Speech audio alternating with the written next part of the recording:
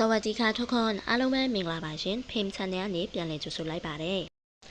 ဒီကနေ့မှာတော့ထိုင်းလိုပေါ့နော်ယာဆိုတဲ့စကားလုံးကိုဘယ်ညာမှာတုံးသေးလဲဆိုတာကိုပြပြပေးတော့မှာဖြစ်ယာဆိုတာကမြန်မာလိုဆိုရင်ဒီဆေးဝါးပေါ့ကိုတောက်နေကြတောက်ဆေးအိမ်မှာတောက်နေတဲ့တောက်ဆေးတွေဆေးဝါးတွေကိုခေါ်တာဒါအပြင်တခြားဘယ်ညာမှာဘယ်လိုအသုံးနှုန်းတွေနဲ့တွဲပြီးသုံးလို့ရလဲဆိုတာကိုလာပြောစောင့်ကြည့်ပေးပါအောင်နော်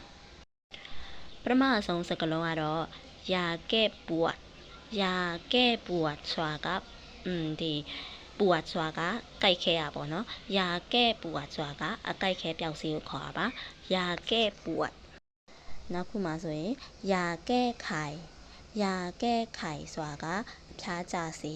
ယာကဲ့ခိုင်ယာကဲ့အိုင်ယာကဲ့အိုင်ဆိုတာကချောင်းဆိုးပျောက်စီပေါ့နော်ယာကဲ့အိုင်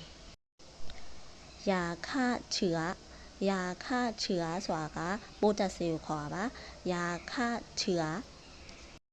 နောက်ခုပမာသုံးသေးလဲဆိုရင်ယာကိုကြတော့ဒီဆေးဝါးအပြင်ပေါ့နော်တခြားပမာသုံးလဲဆိုရင်ယာစီဖန်ဆိုတာကသွားတိုက်စေးယာစီဖန်သွားတိုက်စေးယာสักผมဆိုတာကကောင်းလျှော်ရည်ယာสักผมကောင်းလျှော်ရည်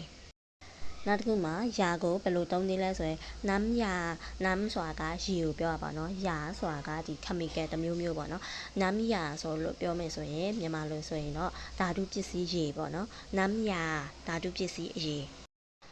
နမ်းယာလန်းကြန်ဆိုတာကလန်းကြန်ဆိုတာကပကံဆေးရပေါ့နော်နမ်းယာလန်းကြန်ဆိုတာကပကံဆေးရေနမ်းယာလန်းကြန်ပကံဆေးရေနမ်းယာလန်းကြန်ဒီကနေ့မှာဆိုရင်